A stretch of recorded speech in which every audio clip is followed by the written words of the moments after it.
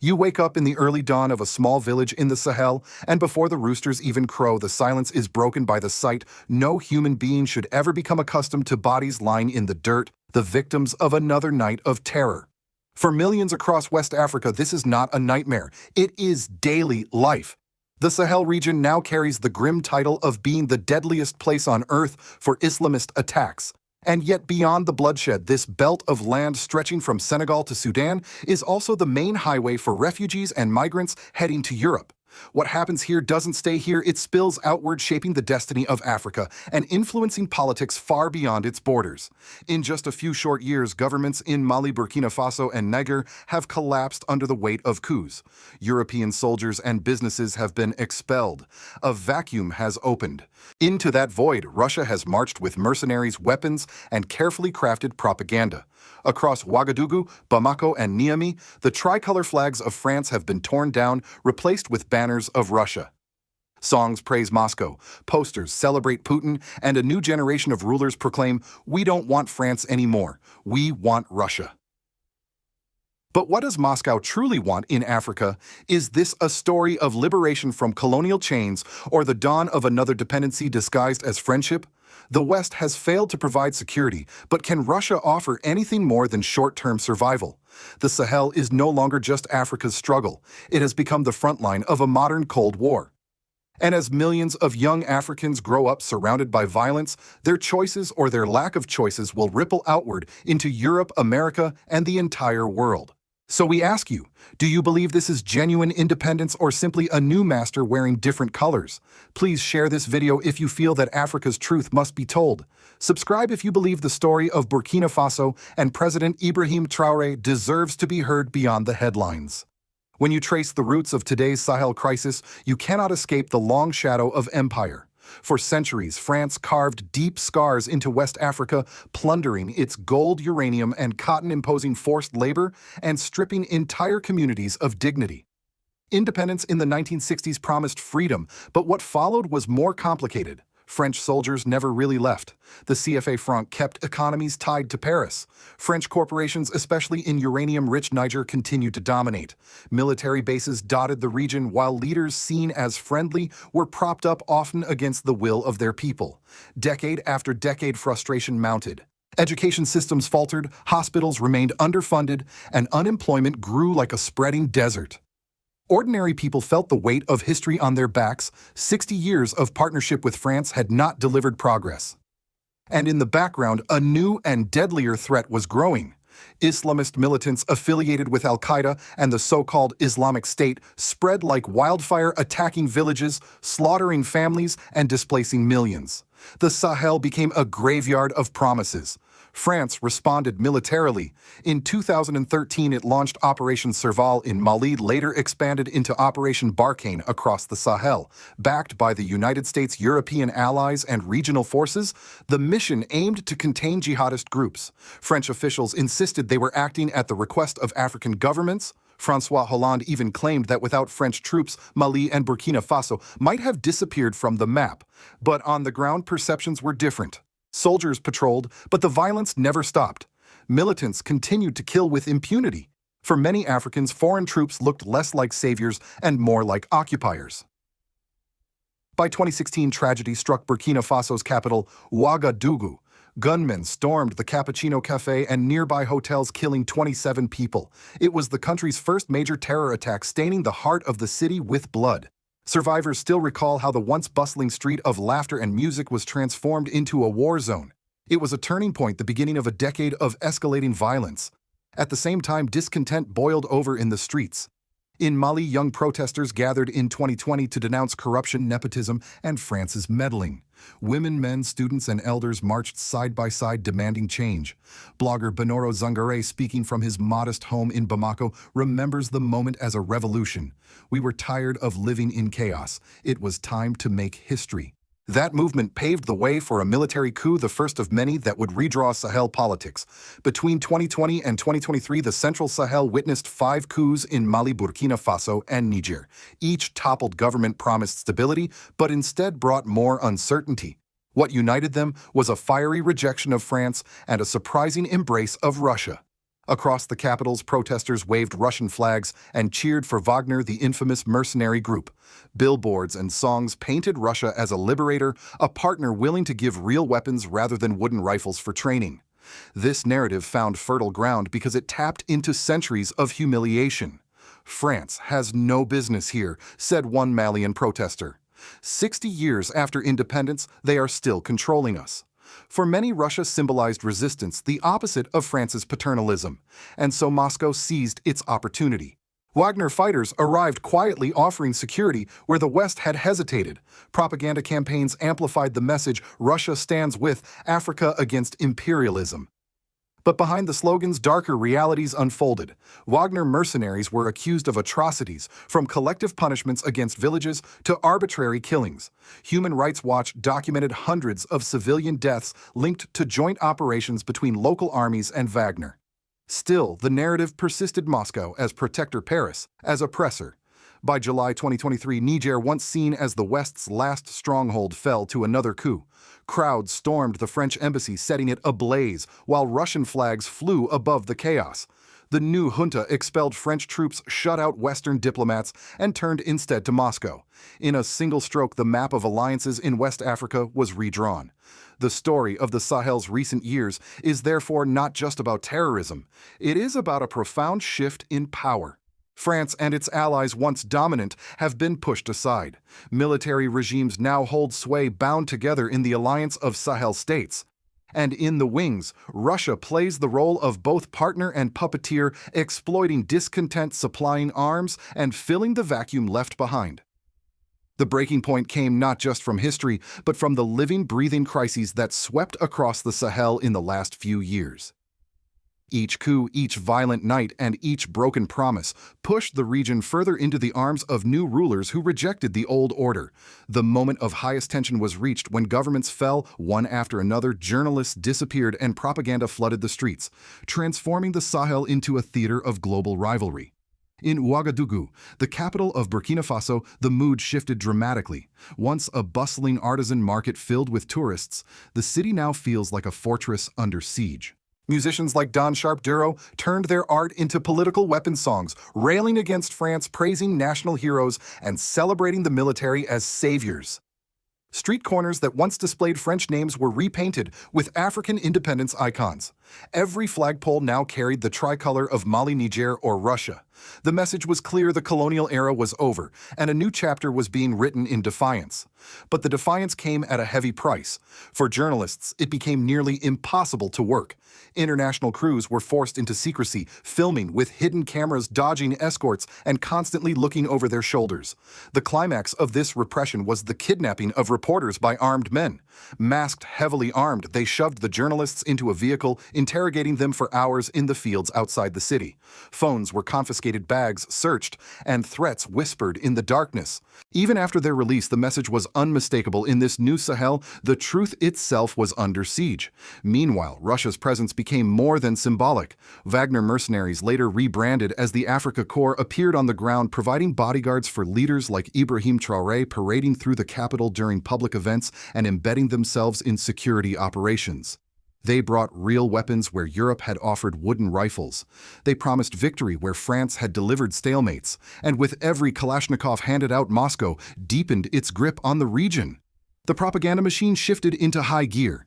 AI-generated videos circulated online showing global pop stars like Rihanna or Justin Bieber, their voices faked without consent, singing praises of Traore. Russian cultural centers opened, teaching African schoolchildren the history of the Soviet Union and offering free Russian language courses. Orthodox churches were inaugurated, grain shipments displayed as humanitarian gifts, and posters of Vladimir Putin celebrated him as a liberator. For young Africans who had grown up in war and disillusionment, these symbols carried weight. They offered hope, however, manufactured that someone powerful finally stood with them. The West, by contrast, appeared absent and confused. French officials condemned the coups, but their words rang hollow as embassies burned and troops were expelled. European partners debated sanctions while their influence evaporated on the ground. In Niger, once Paris's key uranium supplier, military leaders revoked French mining licenses, hinting that Russia might take over. The image of France, once omnipresent, was now that of a defeated empire forced to retreat, not just militarily, but morally. For ordinary people, the reactions were divided. In the streets, jubilant crowds cheered for Russia, waving flags and chanting slogans against France. But in rural villages, the reality was far bleaker. Wagner and local armies were accused of massacring civilians, especially from minority groups like the Fulani. Human Rights Watch and independent monitors documented mass graves, extrajudicial killings, and forced disappearances. Refugees fled not just from jihadists, but from the very armies meant to protect them. Internationally, the Sahel became a symbol of shifting power. Russia showcased its new alliances at the 2023 St. Petersburg Africa Summit, where African leaders were received with red carpets and televised fanfare. Putin declared the partnership to be based on equality, a deliberate contrast to France's paternalistic tone. Meanwhile, European and American policymakers worried not only about terrorism, but also about migration. Each convoy of refugees leaving Niger or Mali toward Libya and the Mediterranean carried political consequences in Rome, Paris, and Berlin. Right-wing parties in Europe seized on the crisis, their rhetoric increasingly aligned with Moscow's narrative. This was the climax. The Sahel transformed from a forgotten frontier into a geopolitical battlefield. On one side, the West retreating, criticized, unsure of how to adapt. On the other, Russia opportunistic, aggressive, willing to overlook civilian casualties in order to gain footholds. And in the middle, millions of Africans caught between competing empires, watching their futures slip further into uncertainty. If the Sahel has become a new front line in global politics, it is the civilians who pay the heaviest price. Behind every speech about sovereignty and every military parade, there are families uprooted, children going hungry, and villages living in constant fear. The human cost of this power struggle is staggering, and it is reshaping societies from within. In Burkina Faso alone, more than 2 million people have been displaced. Nearly half of them are children. Cities like Djibo remain surrounded by Islamist militants cut off for years. The only way food or medicine reaches residents is by helicopter. For families trapped inside, every day is a struggle for survival. Mothers boil leaves to feed their children, while fathers risk their lives searching for firewood beyond the blockade. What began as a war on terror has now starved entire towns into desperation. Ethnic tensions have deepened. The Fulani community, long stereotyped as sympathetic to jihadists, has been especially targeted. Human rights activists like Binta Zidiasko speak out about arbitrary arrests, forced disappearances, and even executions carried out by both the regular army and volunteer militias. She recalls the murder of her own sister and nephew, killed not by terrorists, but by the very soldiers meant to protect them. For her and countless others, the violence has blurred all lines of justice. Who is the enemy when both insurgents and the state kill indiscriminately? The expansion of volunteer militias has only worsened the crisis. President Ibrahim Traoré pledged to recruit 50,000 civilian fighters trained for barely 2 weeks before being sent into conflict zones. Many lacked discipline or clear command. Testimonies from defectors describe volunteers shooting at villagers out of suspicion or simply out of fear. Instead of building trust, these militias spread terror, leaving entire communities alienated from their own government. Politically, the coups that were meant to bring stability have tightened authoritarian rule. Critics are silenced, journalists detained, and civil society strangled. In Burkina Faso and Mali, international media outlets are blocked, forcing people to rely on social media streams filled with propaganda. Night patrols of young volunteers monitor intersections, reporting anyone deemed suspicious. Fear replaces dialogue. Hope is replaced with silence. Economically, the region is collapsing under the weight of insecurity. Fields are abandoned as farmers flee. Markets once filled with trade now stand empty. In Niger's Arlit uranium mines that once powered France's nuclear plants now sit idle, leaving behind 20 million tons of radioactive waste. Former miners suffer from cancers and lung diseases, with widows left unsupported. Meanwhile, promises of new Russian partnerships raise more questions than answers. Will Moscow truly invest in development, or simply extract what it needs as others did before? And yet, amid the suffering, a paradox emerges. Many still cheer the expulsion of France, even as their daily lives grow harsher. To them, the humiliation of colonial dominance outweighs the immediate hardships. Flags and songs praising Russia or the new military rulers symbolize dignity, even if food is scarce and fear is constant. This tension between pride and pain defines the Sahel today. The political consequences ripple far beyond West Africa. Each displaced family adds pressure on neighboring states like Ivory Coast and Ghana. Each wave of migrants heading north destabilizes European politics. And each crackdown on dissent deepens the question: has the promise of African independence been replaced by another form of dependency and repression? From Washington to Brussels, the Sahel crisis is no longer a distant problem. For the United States and its allies, what happens in Burkina Faso, Mali, and Niger has immediate consequences for global security, energy, and migration. Yet the West finds itself watching from the sidelines as Russia steps into a role it once dominated. For the United States, the Sahel has long been framed through the lens of counterterrorism. American drones have flown missions over Niger, and U.S. advisors have trained local armies. But the recent coups have shaken that foundation. When Niger expelled French and other Western troops, the Pentagon was forced to consider withdrawing its own presence. In Washington, the debate is sharp: should America double down to prevent Russia from consolidating power, or should it pull back from a conflict that seems endless? The Biden administration has spoken about defending democracy, but critics note that simply condemning coups without offering alternatives leaves a vacuum others will fill. Europe faces a different pressure migration. Niger is one of the most important transit countries for Africans heading north to Libya and across the Mediterranean. After Niamey repealed an EU-backed law targeting smugglers in 2024, thousands began moving again toward Europe. Each wave of boats landing on Italian or Spanish shores feeds into Europe's political storms. Right-wing parties capitalize on the chaos, arguing that the EU's failed policies and France's loss of influence are directly fueling the migrant crisis. Ironically, many of these parties are also more sympathetic to Moscow, seeing Russia as a counterweight to Brussels. Russia, meanwhile, has turned the Sahel into a showcase of its global strategy. At the 2023 Russia-Africa Summit in St. Petersburg, President Vladimir Putin welcomed leaders with red carpets and military aid packages. He promised equality, respect, and partnership, words carefully chosen to contrast with Europe's legacy of paternalism. Grain shipments, weapons deliveries, and propaganda campaigns were all presented as proof that Moscow could offer what the West could not: loyalty without lectures. For ordinary Africans, this rivalry often feels distant. What matters is survival, dignity, and sovereignty. Yet the choices made in Washington, Paris, or Moscow shape those daily struggles. If America and Europe retreat, Russia fills the gap. If Russia overreaches, resentment may one day follow. The Sahel has become a mirror for the world's shifting order, a place where the collapse of one empire and the rise of another are being played out in real time. As the sun sets over the Sahel, the silhouette of armored trucks and the sound of distant gunfire remind us that this is not just a local conflict. It is a struggle that reverberates across continents. In villages from Burkina Faso to Mali, parents put their children to bed with no guarantee they will wake to peace. In Europe, each wave of refugees tests the strength of fragile political systems. In Washington, Moscow, and Paris, leaders weigh their options, knowing the balance of power is shifting on Africa's southern frontier. The warning is clear: what happens in the Sahel does not stay in the Sahel. Every coup, every massacre, every displacement sends ripples that touch the wider world. And at the center of it all lies a haunting question: is Africa finally seizing its independence, or simply trading one master for another?